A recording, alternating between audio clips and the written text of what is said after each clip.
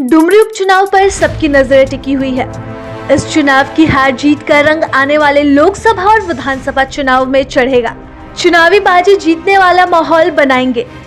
डुमरी में पक्ष विपक्ष के बीच चुनावी घमासान तेज हो चुका है। यूपीए से इंडिया बने झारखंड सत्ताधारी गठबंधन के लिए यह पहली परीक्षा है। वहीं एनडीए खेमा भी बीजेपी के प्रदेश अध्यक्ष बने बाबूलाल मरांडी के लिए यह पहला चुनाव है। डुमरी में इंडिया और एनडीए के बीच आर पार की लड़ाई है।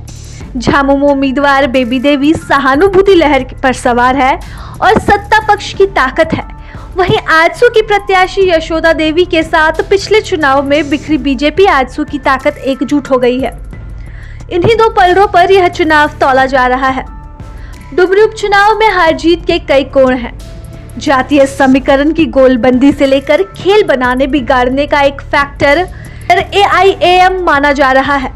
पिछले चुनाव में 24,000 से ज्यादा वोट लाकर ओवैसी की पार्टी सबकी नजर में आ गई थी।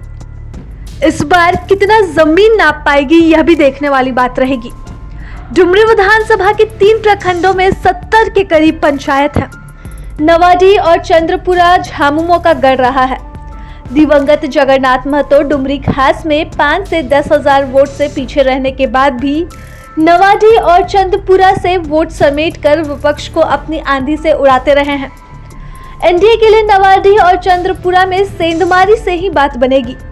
वहीं पिछले चुनाव में दिवंगत जगन्नाथ महतो ने 71,000 से लगभग 50,000 वोट इस इलाके में हासिल किए हैं।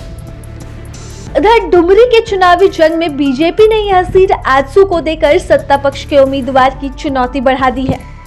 पिछले चुनाव में आजसू की उम्मीदवार यशोदा देवी को इस सीट से 36,000 से अधिक वोट मिले थे।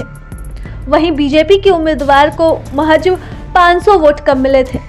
यानी कि पक्ष की ओर से मुख्यमंत्री, मंत्री और विधायक खुद मोर्चा संभाल रहे हैं। झामुमो और कांग्रेस के मंत्रियों का लगातार दौरा चल रहा है।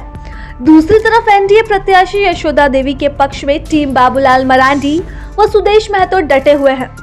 बीजेपी के प्रदेश अध्यक्ष बाबूलाल मरांडी डुमरी में 2 सभाएं कर चुके हैं।